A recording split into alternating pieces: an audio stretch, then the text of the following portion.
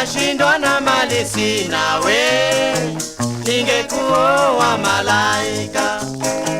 Nashindwa na mali sina we. And I remember getting the letter back, and it said, "You've been accepted into training for Tanzania." And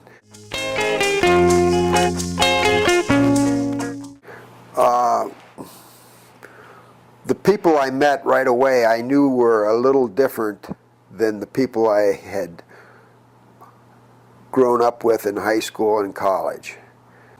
These people were just a little different. They were risk takers, though, and I could see that why they would be there and that they'd be successful in doing these things, because they were willing to take risks.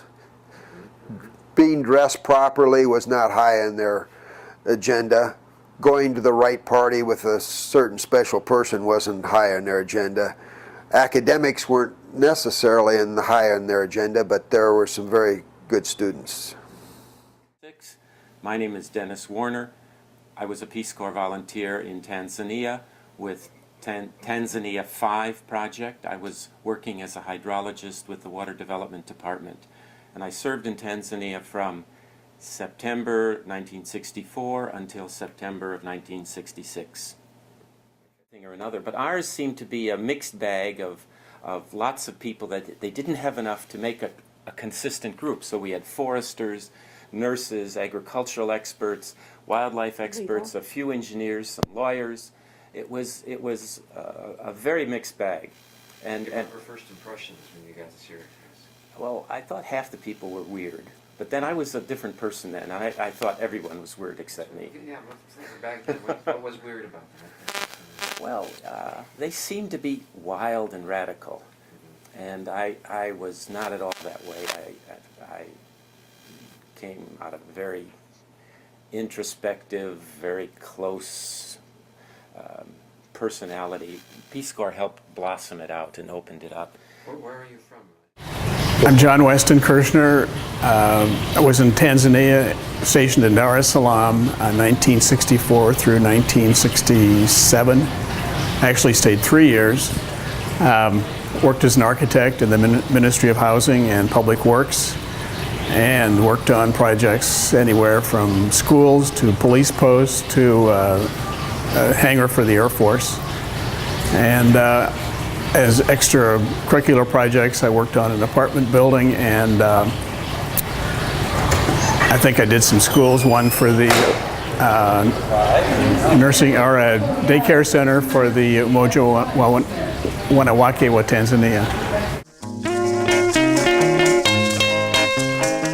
Okay, my name is Ed Connerly. I was in Mbeya, Tanzania from 1964 to 1967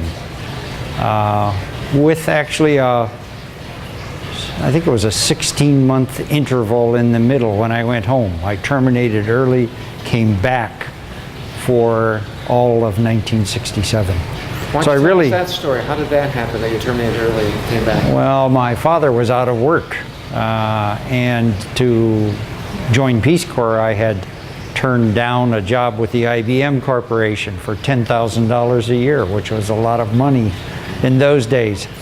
So after I was in Tanzania for about a year, I was receiving letters from home about my dad being out of work, not asking me to come home, but I decided that I needed to go home and take that job with IBM. And so I came home and I worked for a year for IBM. And the experience in Tanzania had changed my life. I was looking for completely different things in life. So even though I admired the IBM Corporation and what they did, liked the people I worked with, one day I was having lunch with 5 other guys from IBM, and the waitress came to take our order, and she started taking orders, and I was the only guy at the table who could order whatever I wanted for lunch because everybody else was under doctor's advice not to eat certain things. And I thought, there's a lesson here. So I got a job recruiting for the Peace Corps and left IBM, recruited at colleges and universities throughout the Western U.S. for 6 months, and talked myself into going back into Peace Corps to finish my original tour. So I wrote to the guy who was our regional rep in Mbeya, John Hall, and told him I wanted to come back. Before I heard back from John Hall, I was in Peace Corps Washington because I was working for Peace Corps. So I went to the regional director for Africa, C. Payne Lucas, and whom I had met previously through the work. And I said, hey, I want to go back and finish my tour. And he said, no, it's too expensive. It's you know, doesn't fit the mold. So he turned me down. But maybe 3 months later, I got a letter from John Hall saying, it's all set, you can come back. And I think we eventually talked over the phone, and I said, but wait a minute, C. Payne Lucas said no. He said, I know, I went over his head. So I went back to Mbeya, and I went back to the same work I'd been doing before, which was farm-to-market roads, feeder roads with self-help labor. And I spent another year in all of 1967 back in Tanzania. Kent Daniels and I and Dick Russell, all of us from Tanganyika 5, shared a home in Mbeya. And Kent and I, in the dry season, did a lot of traveling because we were working on these farm-to-market roads throughout the region. So we'd only be in town every few weeks. So one night,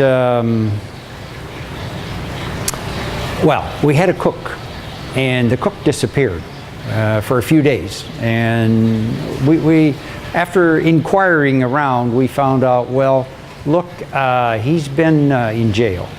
He's been in jail because he's acting pretty strange, and we've come to believe that it was tertiary syphilis affecting his brain. Was our diagnosis. So eventually we hired a new cook. And then a few days after we hired the new cook, the old cook, Yusufu, shows up at our house. Said, I'm ready to work. And we said, well, Yusufu, we hired somebody else because you were away and we understood you were in jail. Yeah, he was in jail. So, well, look, we have the new cook, and he was a little strange when talking to us. So we said, well, look, we have a new cook, but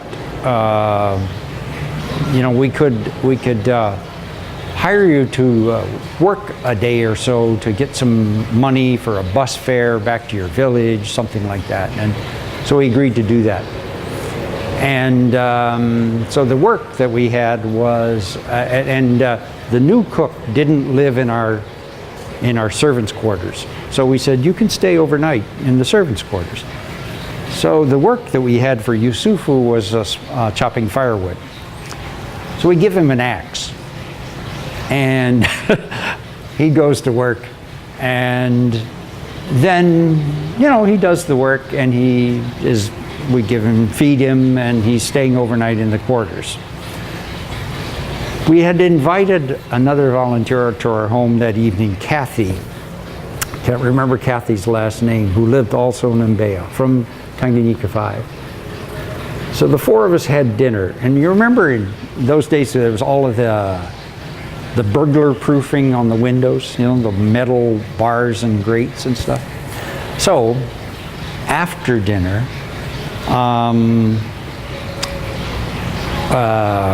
Richard said, oh, I'll walk Kathy home. And Richard and Kathy left, and Kent and I were in the house.